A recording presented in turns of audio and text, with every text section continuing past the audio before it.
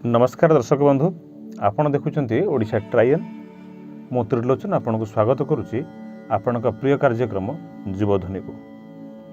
दर्शक बंधु पूर्व अध्याय भली आज जड़े जीव प्रतिभा आम ग्रहण में अच्छा जीव प्रतिभा श्रीजुक्त अमीय रंजन शतपथी से जड़े दक्ष समाजसेवी युव सुलभ गुण में से वेद पाठ व्यतीत यज्ञशाला यज्ञ कार्य आदि समापन करती।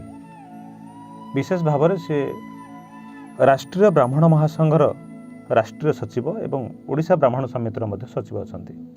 आज सहित आलोचना करवा बहुत आध्यात्मिक एवं समाज सेवक भाव में सहित आज आलोचना रहिबो। श्रीजुक्त अमीय रंजन शतपथी आपण को आम कार्यक्रम को स्वागत। जय जगन्नाथ, जय परशुराम। श्रीजुक्त अमीय रंजन शतपथी आपण ब्राह्मण महासंघर सचिव अच्छा राष्ट्रीय।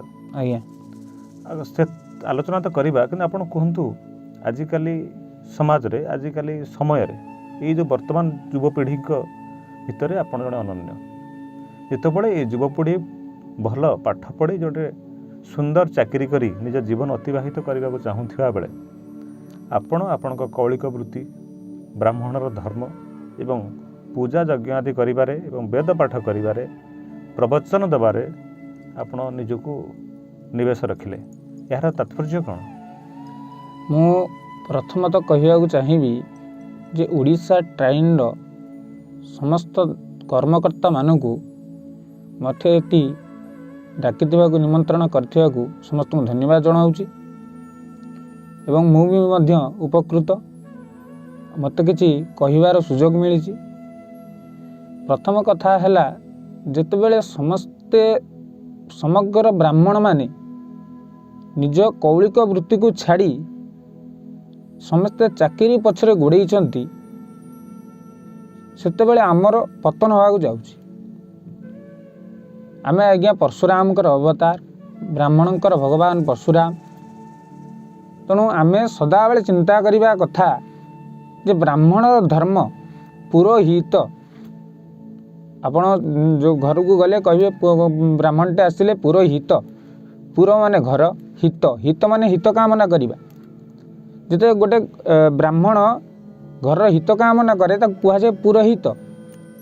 तेणु ब्राह्मण को आमे पूज्य नमस्य करिबा कथा तागु सकल पूज्यस्य माता गोमाता सुरभि देव्यै गोमातांकर प्रथम नाम होची सुरभि देव्यै।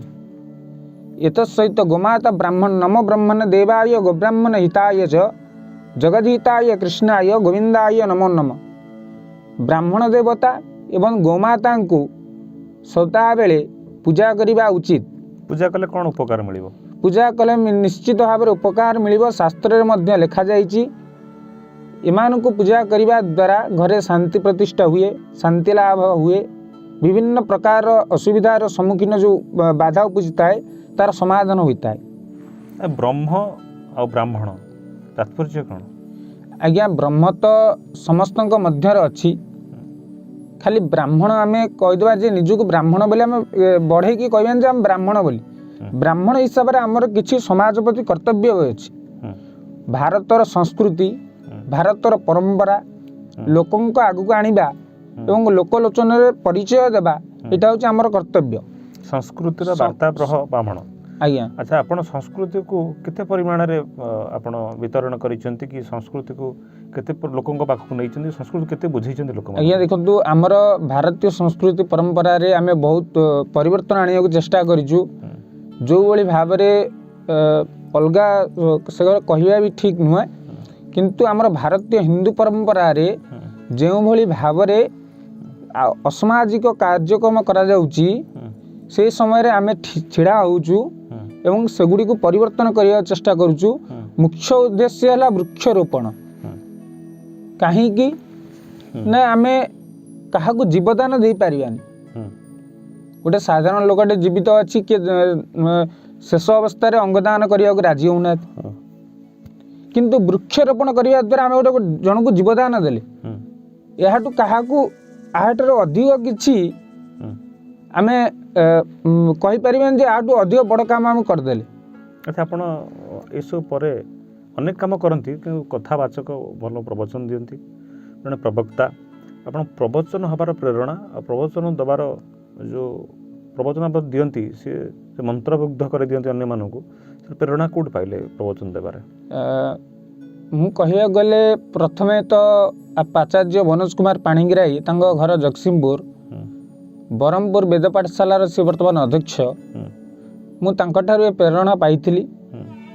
ମୋତେ ଆଚାର୍ଯ୍ୟ ଅଶୋକ ମିଶ୍ର ଢେଙ୍କାନାଳର ମାଥାପୁରର ଗ୍ରାମର ସିଏ ବି ମୋତେ ପ୍ରେରଣା ଦେଇଥିଲେ ଯେ ସମାଜରେ ପରିବର୍ତ୍ତନ ଆଣିବା ପାଇଁ ଯେ ତୁମେ କଥାବାଚକ ହୁଅ। ମୋତେ ବହୁତ ଆନନ୍ଦ ମିଳିଥାଏ ଲୋକମାନଙ୍କୁ ବୁଝେଇବାରେ, ଲୋକମାନଙ୍କର ସମସ୍ୟାକୁ ସମାଧାନ କରିବାରେ, ପରିବେଶକୁ ପରିବର୍ତ୍ତନ କରିବାରେ, ଲୋକମାନଙ୍କର ମାନସିକତାକୁ ପରିବର୍ତ୍ତନ କରିବାରେ।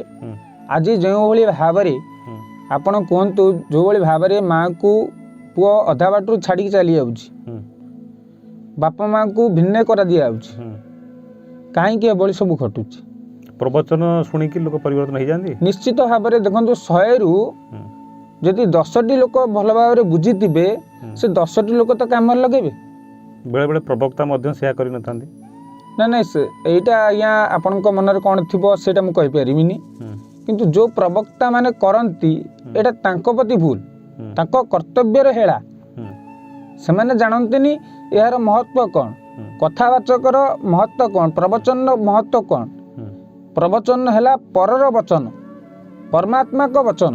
ଆମେ ପରମାତ୍ମାଙ୍କ ବଚନଟାକୁ, ପରମେଶ୍ୱରଙ୍କ ବଚନଟାକୁ ଆପଣଙ୍କ ଆଗରେ ପ୍ରବଚନ ହିସାବରେ ରଖୁଛନ୍ତି। ଆଜ୍ଞା, ଆପଣ ଆମେ ଦେଖିଛୁ ଅତୀତରେ ଆପଣ ଯେଉଁମାନେ ଗରିବ ବ୍ରାହ୍ମଣ ଅଛନ୍ତି, ଆଜ୍ଞା, ତାଙ୍କର ପିଲାମାନେ ଯେତେବେଳେ ବ୍ରତ ହେବା ପାଇଁ, ବ୍ରତ ପାଳନ ପାଇଁ ସେମାନେ ବହୁତ ଅସୁବିଧାର ସମ୍ମୁଖୀନ ହୁଅନ୍ତି, ବହୁତ ବିଳମ୍ବିତ ହୁଏ କରିବା ପାଇଁ। ଆପଣ ସେତେବେଳେ ଗୋଟେ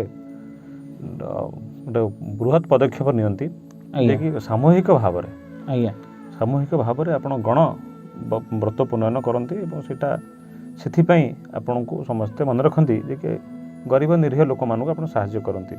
ଏ ଯେଉଁ ଗଣ ଯେଉଁ ବ୍ରତ ପୂର୍ଣ୍ଣୟନ କରନ୍ତି, ଆକୁ କାହିଁକି ଏମିତି ଚିନ୍ତାଧାରା ଆପଣଙ୍କ ମୁଣ୍ଡରେ ଆସିଲା?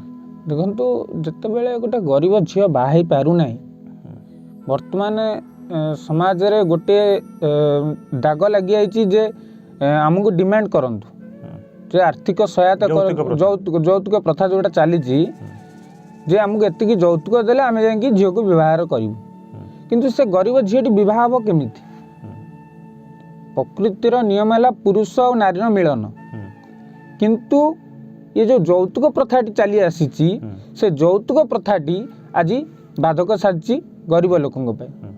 ତ ସେତେବେଳେ ଆମେ ତାଙ୍କ ପାଖରେ ଛିଡ଼ା ହେଉଛୁ, ଆମେ ତାଙ୍କ ପାଖରେ ସାହସ ବାନ୍ଧୁଛୁ, ତାଙ୍କୁ ହାର ମାନିବାକୁ ବି ଦେଉନୁ।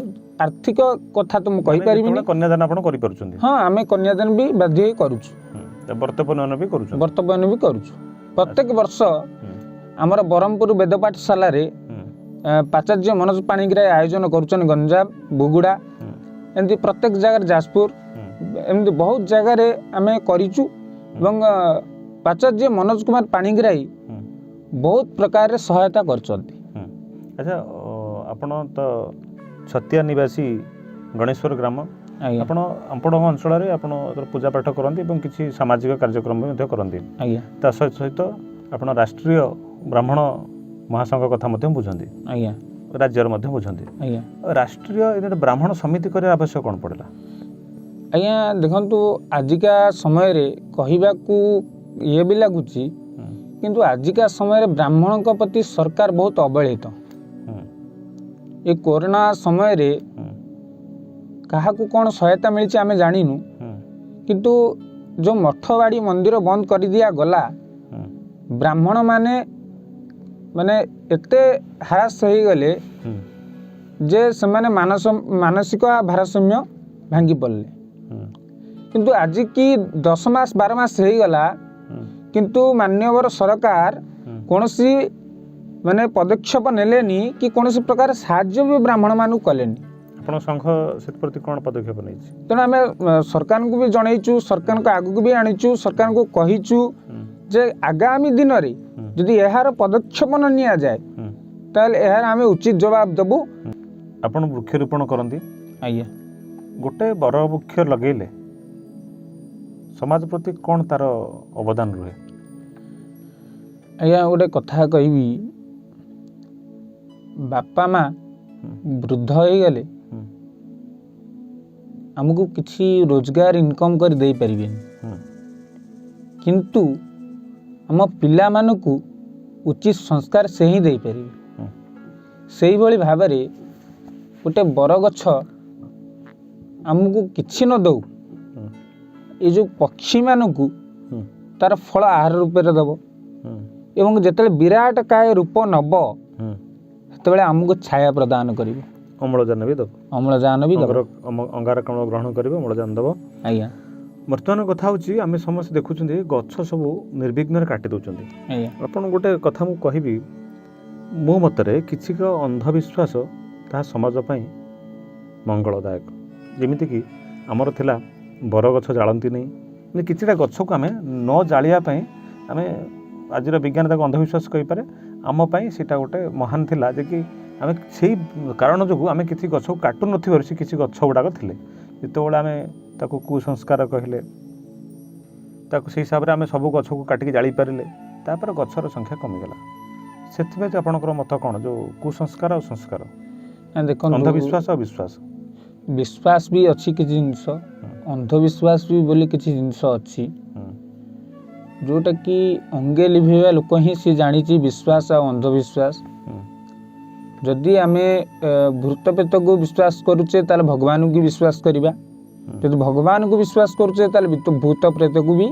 विश्वास करवा केमती भूत प्रेत भगवान भितर कौन ना डिफरेंस अच्छी आज्ञा डिफरेंस अच्छी देखंतु आमे जदि आम मानसिक कथारू चिंता करंतु गोटे पॉजिटिव थिंक थाए और गोटे नेगेटिव थिंक थाए जदि गोटे आम भल भावना रे देखिबा तो सेटा भल भावना ही होता है जदि खराब भावना रे देखिबा तो सेटा खराब भावना ही होता है। आपण भगवान को पूजा करंती यज्ञ करंती पण भगवान स्थिति आपण अनुभव करिसेंती? हाँ आज्ञा निश्चित भाव में आम स्थिति अनुभव करूँ केमती देखु आम जितेबले यज्ञ आहुति हुए बहुत देखिथे आप यज्ञ घर बहुत छोट छोट थाए किंतु लोक क्विंटाल क्विंटाल आणती घी जे आहुति पूर्णाहुति दवाप पूर्णाहुति जो घी आहुति उठे निआ आहुति उठे बहुत शिखर जाए पहुँचाए किंतु यज्ञ घर कौन से असुविधा हुए आज पर्यंत मो देखिबारे मो जानिबा भितर यज्ञ घर कौन से असुविधा हुई ना ये हूँ भगवान महिमा। आउ गोटे कथा जे भगवान जी दुख पाए ता पाखे सदाबले था सदाबले ता पाखे था कहीं ना से सदाबले प्रभु की ही डाके प्रभु नाम जपे तेणु ता पाखे सदाबले ही था प्रभु को पाइबा को हेले कोन दुख रखिया पड़बा निश्चित आज्ञा दुखी तो दुखी हो गला प्रभु नहीं नहीं नहीं जदि आम सुखरे सदाबले रहिबा तो आम तो टंकार गदिरे सोइबा प्रभु तो कहीं भल पाइबानी कि मन पकईबानी दुख रे दुख गोटे दुखी पे कौन सुविधा जैसे भगवान पाखे रहे दुखी देखो भगवान रे कौन तार देखो गोटे आज्ञा भगवान रे तार कौन सुधार हला दुख रे तार प्रचंड दुख आसिला बहुत प्रचंड दुख आम कर्म बल रे ही आमे फल पाइबा प्रथम कथा आमे जेमिति कर्म करिबा सेमिति फल पाइबा यदि हम कर्म ऊपर जोटा नियति जोटा नियति लिखिचंती सेटा तो आमे काटि परिबानी ताले भगवान कर आवश्यकता कोन अछि ना भगवान कर आवश्यकता अछि यदि कर्म फल हमर आयत्ते रे नाही ना देखो भगवान कर आवश्यकता अछि आज्ञा भगवान भी कहिचंती जे तुमे दरिद्र लोक को दान कर जने देवकी नंदन महाराज को जने माने युवती शिक्षित युवती प्रश्न कले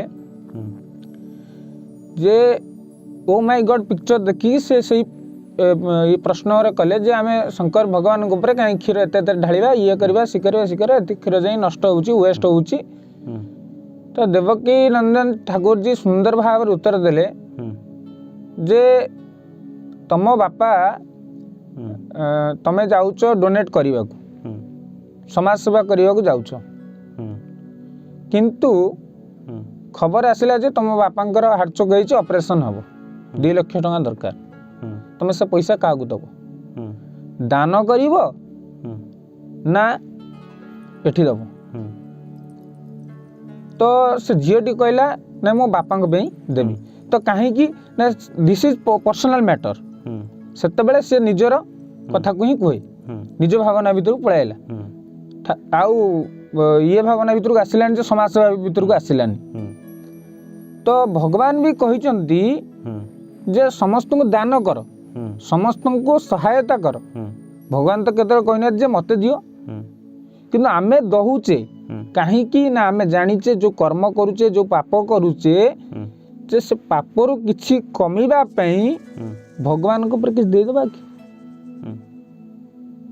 तो सेथि पे आमे भगवान को पूजा करुचे भगवान पर विश्वास अछि भगवान को पर शांतिता अछि एथि पे आमे पूजा करुचे पाप दबा पे पाप दबा पे नुहे आज्ञा सेटा भूल कथा पाप दबा पे नुहे भगवान ऊपर जो विश्वासटा अछि जे भगवान निश्चित भाव में तर आम घरे मो बापा पढ़ी निश्चित भाव में से भल करदेवे विश्वास से मिले हरि अच्छा आपण पूजा अर्चना करती सिद्धि भी पाउचंती बोले कहउचंती आपण ये जो युव समाज अच्छी से युव समाज को कौन वार्ता देवे युव समाज को मु वार्ता देवी जो भाई भाव में मुझे देखुची मो आखि आगे किसी युव समाज खाद्य बड़का खाद्य नहीं बंटन करुचंती एवं समाजर सेवा करुचंती समस्त को सम्मान दौचंती वयस्क लोक मान को जो माने अवहेलित से माने सम्मान करंतु वयस्क लोकन को समस्त कथा को ग्रहण करंतु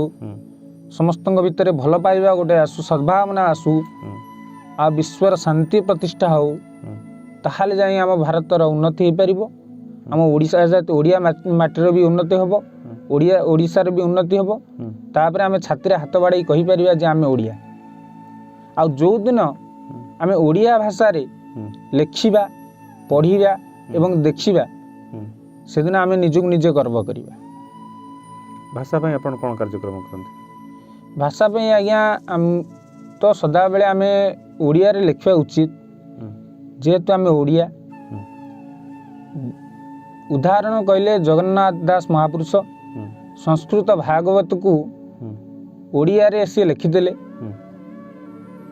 तो जीवन जांकर परिश्रम करी से ओडिया भागवत को संस्कृत भागवत को ओडिया रे लिखिदेले श्रीमद् भागवत को लिखिदेले तो कहीं लिखिदेले ना ओडिया माने पढ़ंतु ओडिशावासी पढ़ंतु ओडिया रे बुझंतु ओडिया रे कौन लिखाई बुझंतु श्रीमद् भागवतर कथा वस्तु को जानतु तेणु ओडिया भाषा को प्राधान्यता दि जाऊ मोर कहबार अर्थ ये दर्शक बंधु आपण ए समय धरी देखुथिले अमीय रंजन शतपथी को युव कथावाचक से आपण मानक बहुत सुंदर भाव में बुझे रखुथिले समाजर सेवा वृक्षरोपण पितामाता सेवा एवं युव समाजर दायित्व ओडिया भाषा प्रति प्रीति